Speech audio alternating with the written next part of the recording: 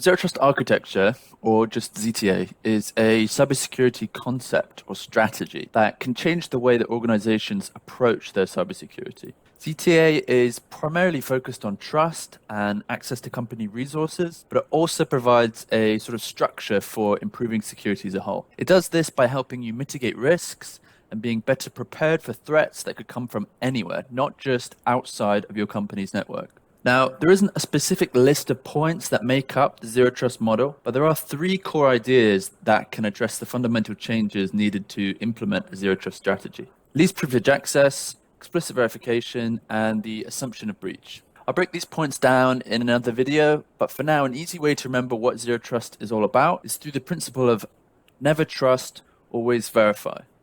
What this means is that trust is never assumed for any system or user, no matter who they are or where they're coming from. Let's talk about a real-world example of using Zero Trust. So before Zero Trust, a typical access request would look like this. Say I log into my work device and I connect to my business network. I access a file server to read a document that I need to do my job. Because I'm already authenticated and logged into my laptop or device, I can access the file without undergoing any further checks. So once I'm logged in, I'm seen as trusted on the business network. The risk with this approach is if my credentials were compromised, an attacker would have the same level of access that I did. In a Zero Trust system, every access request is treated as untrusted. So let's say I log into my work device again, I connect to the business network and I access my document. Rather than trusting my request because I'm already logged in, a Zero Trust architecture would see this request as untrusted. My identity would then be authenticated again. My device's security status and network connection would also be evaluated, and the sensitivity of the file I'm trying to access would also be looked at. If I was trying to access the file at an unusual time, or from an unusual location, or if my device isn't fully updated, this could raise the risk score of my access request.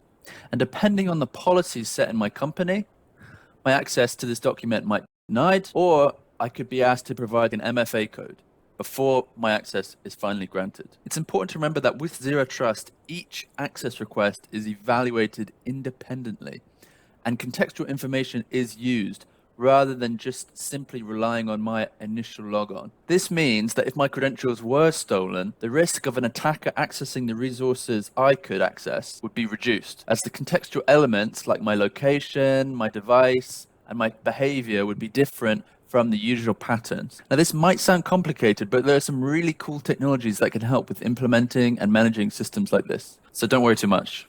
Why is Zero Trust so important now? Well, legacy network security models usually will always trust you if you're inside the network perimeter, and typical defenses like firewalls are put in place to keep outside threats from coming in. But once you're in, you're trusted.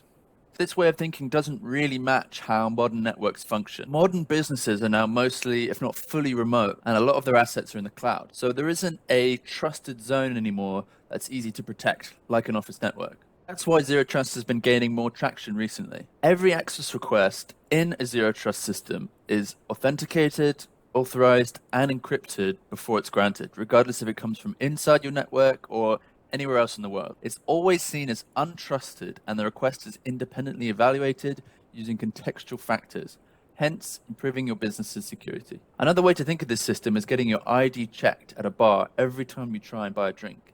Even if the bartender's already seen your ID and he knows you because you're a regular, they're still checking to see if you are who you say you are every time you buy a drink. The National Institute of Standards and Technology, or NIST, released a special publication on this architecture called 800-207. This document acts like a sort of framework for companies who want to transition to a Zero Trust model. We'll discuss more about this document and go into more details on the practicalities of implementing Zero Trust and the key principles behind it in the next video. I'll put a link to my email in the description. If you have any questions or feedback on the video or would just like to have a chat, feel free to reach out. Thanks for watching.